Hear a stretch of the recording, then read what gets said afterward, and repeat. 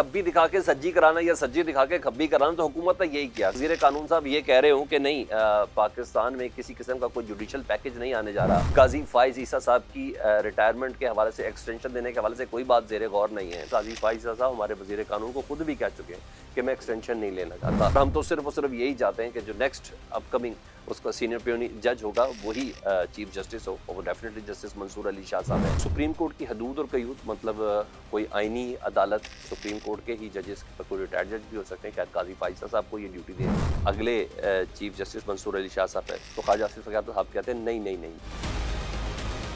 लेकिन जस्टिस मंसूर अली शाह साहब, उनकी राह में रुकावट डालने के लिए ऐसे बहुत से काम हैं इस एजेंडे के अंदर। कहीं ना कहीं ये भी कहें कि हज़ारों ख्वाहिशें ऐसी कि हर ख्वाहिश पर दम निकले, बहुत निकले मेरे अरमा, लेकिन शायद फिर भी कम निकले। बिस्मिल्लाहिर्रहमानिर्रहीम, अस्सलाम वालेकुम, मैं हूं सलमान हैदर एक नए व्लॉग के साथ। वो जो कहते हैं ना, खब्बी दिखा के सज्जी कराना या सज्जी दिखा के खब्बी कराना, तो हुकूमत ने यही किया। कल तक लाख आपके वज़ीर कानून साहब ये कह रहे हो कि नहीं, पाकिस्तान में किसी किस्म का कोई जुडिशल पैकेज नहीं आने जा रहा। काजी फाइज ईसा साहब की रिटायरमेंट के हवाले से, एक्सटेंशन देने के हवाले से कोई बात ज़ेरे गौर नहीं है ना, हमारे पास 2/3 अक्सरियत है, और हम तो सिर्फ और सिर्फ यही चाहते हैं कि जो नेक्स्ट अपकमिंग उसका सीनियर पियोनी जज होगा वही चीफ जस्टिस हो, और वो डेफिनेटली जस्टिस मंसूर अली शाह साहब हैं। ये बात उन्होंने कही, मैंने यकीन किया, और बिल्कुल इसी तरह ही है कि उनके पास 2/3 मेजॉरिटी नहीं है। लेकिन नहीं, असल मकासद डेफिनेटली कुछ और है, और हुकूमत ने वो बताया, वो साबित भी किया कि हम बेसिकली क्या करना चाह रहे हैं। लेकिन गेम को बड़े ज़बरदस्त तरीके से, बड़े ज़बरदस्त अंदाज के साथ प्लेस किया गया। और वो हाँ, कहीं ना कहीं ये भी कहें कि हज़ारों ख्वाहिशें ऐसी कि हर ख्वाहिश पर दम निकले, बहुत निकले मेरे अरमा, लेकिन शायद फिर भी कम निकले।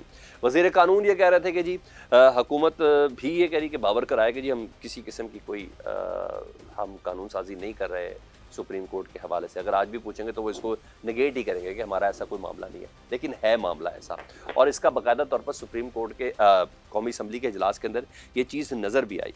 प्राइवेट डे था जी, और उसका एजेंडा था, और प्राइवेट मेंबर कोई भी अपना बिल पेश कर सकता है, और फिर आइनी पैकेज भी कोई पेश कर सकता है, और फिर हुकूमत की मर्ज़ी है कि उसमें से जिसको मर्ज़ी बिल के एजेंडे में से किसी चीज़ को पिक करना चाहे वो पिक कर सकती है प्राइवेट, और वो प्लेस कर सकता है। और लेकिन इस इजलास में पेश आने वाला और जो एजेंडा है वो बहरहाल सामने आया, और चाहे वज़ीर कानून हो, चाहे वज़ीर इत्तलात हो, चाहे निहायत आजिज़ी हो, तो पता चले हाँ, चीफ जस्टिस काजी फाइजा साहब की एक्सटेंशन वाला मामला तो ज़ेरे गौर नहीं, क्योंकि काजी फाइजा साहब हमारे वज़ीर कानून को खुद भी कह चुके हैं कि मैं एक्सटेंशन नहीं लेना चाहता।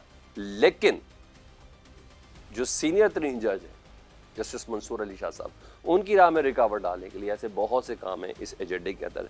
हुकूमत साजी के लिए जनाब जो चीज़ें मुतारिफ़ कराना चाहते हैं जी इस प्राइवेट डे पे, जिसने मुतारिफ़ कराया वो भी मैं आपको बताता हूँ, आपको बड़ा मज़ा आएगा। आप कहेंगे हैं ये कौन शख्स था जिसने किया।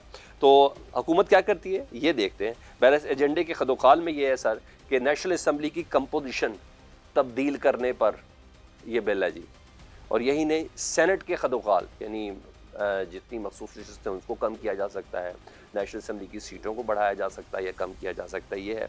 मखसूस नशस्तें डेफिनेटली कम की जा सकती हैं, और सेनेट के हवाले से भी चीफ जस्टिस की अपॉइंटमेंट में तब्दीली, यानी पहले वो सीनियर तरीन जज को रखा जाता था ना आइन की रोशनी में, तो आइन के मुताबिक तो मंसूर अली शाह साहब थे। तो लेकिन हमने देखा कि पंजाब में जस्टिस आलिया नीलम साहबा चौथे नंबर की सीनियर थी, लेकिन उनको चीफ जस्टिस बना दिया गया। उनसे ऊपर जो सीनियर थे वो इस वक्त उनको असिस्ट कर रहे हैं। मतलब जूनियर जज लगाने की भी इंटेंशन है हुकूमत के पास। हाँ, काजी फाइजा साहब की एक्सटेंशन नहीं है। और सुने जी, और इसके अलावा सुप्रीम कोर्ट की हदूद और कयूद, मतलब कोई आइनी अदालत, सुप्रीम कोर्ट के ही जजेस, कोई रिटायर्ड जज भी हो सकते हैं, शायद काजी फाइजा साहब को ये ड्यूटी देनी हो, क्योंकि कोई एडॉक जज को भी लाया जा सकता है रिटायर्ड जज को, कि भाई वो आइनी मामला जितने भी हैं, और इस वक्त तो आपको पता पाकिस्तान आइनी मामला और आइनी तशरीह के अंदर ही फंसा हुआ है, उसके हवाले से भी इनकी इंटेंशन है, वो वाला मामला भी है। और इस हाई कोर्ट्स की जजेस की अपॉइंटमेंट ये भी इस बिल का हिस्सा है। तो कहाँ के वज़ीर कानून साहब, हाँ वो ये ज़रूर उनकी बात मानी जाएगी कि काजी फाइजा साहब की एक्सटेंशन के हवाले से, मुद्दत मुलाज़मत में तोसी के हवाले से कोई बात नहीं हो रही, लेकिन पूरे का पूरा पैकेज है, और खदोखाल तब्दील करने का पूरा पूरा प्लान है जी जुडिशरी के। मतलब जो बातें हो रही थी इसमें बाकायदा तौर पर हकीकत भी है। और ये बिल पेश किसने किया सर? अब ये सस्पेंस ख़त्म कर दो, ये बिल किसी और ने नहीं पेश किया, नूर आलम खान साहब ने पेश किया। इनको पाकिस्तान तहरीक इंसाफ अपना भगोड़ा या लोटा या जो कुछ भी कहती थी, लेकिन इस बार वो जमीयत उलमा इस्लाम की टिकट के साथ पाकिस्तान की कौमी असम्बली के अंदर मौजूद हैं, मेंबर पार्लियामेंटेरियन है। तो भाई कहा तो ये जा रहा था कि मौलाना फजलुर रहमान साहब माने ही नहीं, मौलाना साहब की तो डील ही नहीं बनी। तो अब कुछ चीज़ें समझ आ रही हैं भाई, ये जुडिशल पैकेज में इस वक्त जमीयत उलमा इस्लाम का क्या काम है। तो इसका मतलब है वो जरदारी वाला फैक्टर है ना, आसिफ अली जरदारी साहब वाला, वो फैक्टर थोड़ा काम कर गया, थोड़ा नहीं बहुत ज़्यादा काम कर गया। शायद ये टीज़र की शक्ल में हो, शायद ये टेस्टर की शक्ल में हो, देखें रिस्पांस क्या आता है, शायद कोई पैगाम रसानी है। अभी आगे बताता हूँ कि कौन कौन सी जो पैगाम पहुँचाना किसको है। लेकिन बहरहाल ये भी समझ आ गई कि एक सर्टन स्टेज तक आसिफ अली जरदारी साहब और मौलाना फजलुर रहमान यानी हुकूमत और मौलाना फजलुर रहमान साहब में ये अंडरस्टैंडिंग हो चुकी है। भाई मौलाना फजलुर रहमान साहब इनके साथ बैठना नहीं चाह रहे, मगर मौलाना साहब का बंदा ही इसे बिल पेश कर रहा है जो इस हुकूमत को फ़ायदा देगा। तो चीज़ें तो है ना कि मौलाना कहीं ना कहीं माने हुए हैं, और इस हवाले से दाल में कुछ काला भी है ना। और काला इस बिना पे है कि ख्वाजा आसिफ साहब वज़ीर दिफा साहब से हमारे दोस्त हैं मंसूर अली ख़ान एंकर है, उन्होंने बात की कि उन्होंने कहा आपकी बात पर मैं पट्टी चलवा दूँ कि अगले चीफ जस्टिस मंसूर अली शाह साहब है।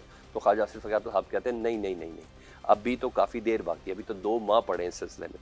तो फिर जारी बात है इन्हीं बातों की वजह से, मंसूर ने भी ये कहा, इन्हीं बातों की वजह से तो सर इबाम पैदा हुआ है। तो काजी फाइज साहब का नोटिफिकेशन तो 3 माह पहले ही, ढाई माह पहले ही जारी कर दिया गया था। मतलब इनके अज़ाइम कुछ और हैं, और जब अज़ाइम कुछ और हैं तो उसके बाद पोजीशन क्या बनी। वो जो बिल थे, ये जो आइनी बिल पेश किए गए प्राइवेट डे के ऊपर, उसको पेश नहीं किया जा सका, सर्कुलेट कर दिया गया, बता दिया गया, एजेंडा शेयर कर दिया, फुल मीडिया पे खबरें प्लेस की गई, सब कुछ चीज़ें खुद प्लेस की गई। उसके बाद कहा जाए कि नहीं कोरम पूरा नहीं है। भाई कोरम पूरा कैसे नहीं है। हमारी खुद मुस्लिम लीग नून के MNA और पाकिस्तान पीपल्स पार्टी के मेंबर मौजूद पार्लियामेंटेरियन से बात हुई कि हमें ख़ास तौर पर हदायत की गई थी कि कौमी असम्बली के इस इजलास के अंदर आपने शरीक होना ही होना है, एक बंदा भी इस पर एबसेंट ना हो, क्योंकि वो मखसूस किस्म की कानून साजी होनी है जिस एजेंडे को खुफिया रखा गया हुआ था। तो हुकूमत ने ये कह के ख़त्म कर दिया कि कोरम पूरा करना मुश्किल नहीं है, हालांकि हिदायत पूरी थी। लेकिन अब प्राइवेट डे के मौके पर इस किस्म की कानून साजी के लिए बात करना मकसद डेफिनेटली मैंने कहा टीज़र है, देखना चाहते हैं, शायद किसी को पैगाम देना है। किसी को क्या पैगाम देना है मैं आपको बताता हूँ। इस तरह के एजेंडे को मंजर आम करने के हवाले से क्या मामला है। वो मामला ये है, जस्टिस मंसूर अली शाह साहब ने मखसूस नशिस्तों का जिन्होंने केस का फैसला लिखना है, उस केस के फैसले में उन्होंने ऐसे तो नहीं, इलेक्शन कमीशन के हवाले से भी काफ़ी इज़्ज़त अफजाई करनी है।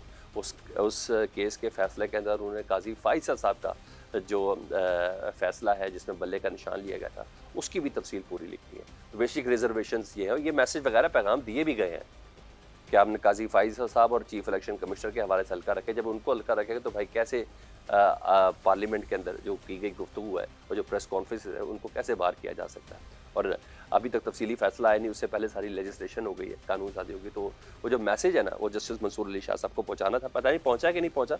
उसके बाद पाकिस्तान तहरीक इंसाफ और जमीयत उलमा इस्लाम की जो कमेटी है ना, मुशावरती कमेटी, उनका भी एक इजलास हुआ, और उस इजलास में पाकिस्तान तहरीक इंसाफ की जो रिप्रेजेंटेशन थी वो असद कैसर, शिबली फराज, बैरिस्टर गौहर कामरान मुर्तज़ा साहब कर रहे थे। कामरान मुर्तज़ा साहब JUI की तरफ से कर रहे थे, और गफूर हैदरी साहब भी उसके अंदर शरीक थे।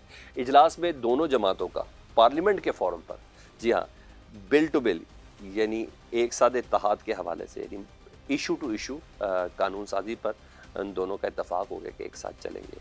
अब ये देखें, इधर नूर आलम खान साहब एक जुडिशल पैकेज के हवाले से एक बिल प्राइवेट डे के ऊपर लेके आ रहे हैं, जो अब जुम्मे के दिन डिस्कस होना है डेफिनेटली, और भी एक और भी होना है बैरिस्टर दानियार वाला भी, वो तो बिल्कुल ही डिफरेंट चीज़ है। तो हुकूमत क्या करने जा रही है। और दूसरा, जमीयत उलमा इस्लाम पाकिस्तान तहरीक इंसाफ के साथ असम्बली के प्लेटफॉर्म पर कानून टू कानून, उन्होंने कहा हम इत्तेहाद करने के लिए भी, मुत्तफिक होने के लिए भी तैयार है, एक साथ चलने के लिए भी तैयार है। तो ये दोनों गेम्स डेफिनेटली निहायत अंडरस्टैंडिंग के साथ खेली जा रही है। और मेरी अंडरस्टैंडिंग के मुताबिक, और जजेस की तादाद के हवाले से, नून लीग के बैरिस्टर दानियाल हैं, जी हाँ, उन्होंने एक बिल पेश करना है जो आज प्लेस नहीं हुआ, लेकिन बाकायदा तौर पर टीजर की शक्ल में, ख़बरों की शक्ल में वो ज़रूर पेश कर दिया गया। और आइंदा इजलास जो जुम्मे के दिन होना है, उसमें सुप्रीम कोर्ट के जजेस की तादाद, नून लीग क्या चाह रही है, अब इस गेम को आपने बारीकी से समझना है। नून लीग चाह रही है सुप्रीम कोर्ट के जो जजेस की तादाद है वो 17 से बढ़ाकर 23 कर दी जाए। ठीक है, एक चीज़। और हालांकि 2 एडॉक जज इस वक्त मौजूद हैं, 17, 2, 19 मौजूद हैं, और इसमें सुप्रीम कोर्ट के जज की 23 से बढ़ाकर 17 से बढ़ाकर 23 कर दी जाए। और ये बिल 1997 के एक्ट में तरमीम के ज़रिए सुप्रीम कोर्ट के जजेस की तादाद बढ़ाई जाएगी, यानी इसमें किसी किस्म की आईनी तरमीम नहीं है, एक्ट में तरमीम करनी है।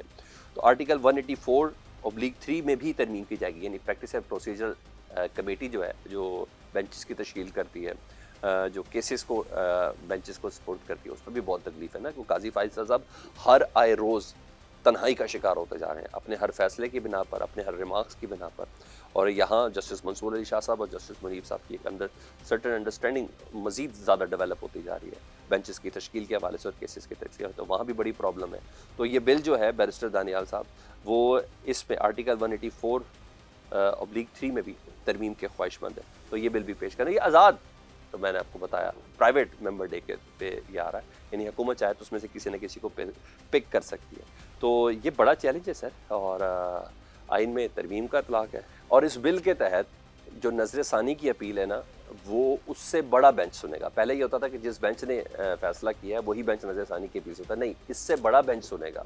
तो जब 23 जजेस होंगे तो फिर आपको पता है हम प्याला, हम नशीन, लाइक माइंडेड जजेस जिस तरीके से भी है, उन जजेस को लेके आया जाएगा, ताकि, और कोई बात है, फैसला जो इस वक्त है सबसे बड़ा, जो सबसे बड़ी दीवार है, वो ये है मखसूस नशिस्तों के हवाले से सुप्रीम कोर्ट का फैसला।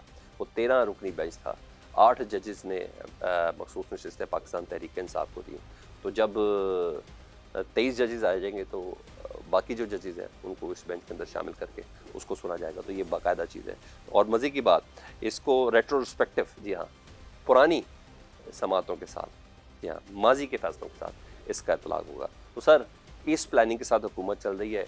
शायद मैंने कहा कि एक मैसेज के ज़रिए पैगाम रसानी, वो सब चीज़ें भी हो रही हैं, अदरवाइज़ ये तमाम चीज़ें हैं। और मेरे पास ये इतलात हैं कि वाकई पाकिस्तान तहरीक इंसाफ के वो जो 41 अरकान हैं जिनका नोटिफिकेशन अभी तक जारी नहीं हुआ, इस वक्त भी उनकी हैसियत आज़ाद है, जिनको सुप्रीम कोर्ट ने कहा था कि आपने इलेक्शन कमीशन को हिदायत की थी, उनको बाकायदा तौर पर अच्छी खासी डील्स वगैरह ऑफर ज़रूर हो रही हैं कि प्लीज़ हमारी 2/3 मेजॉरिटी क्लियर कर दें।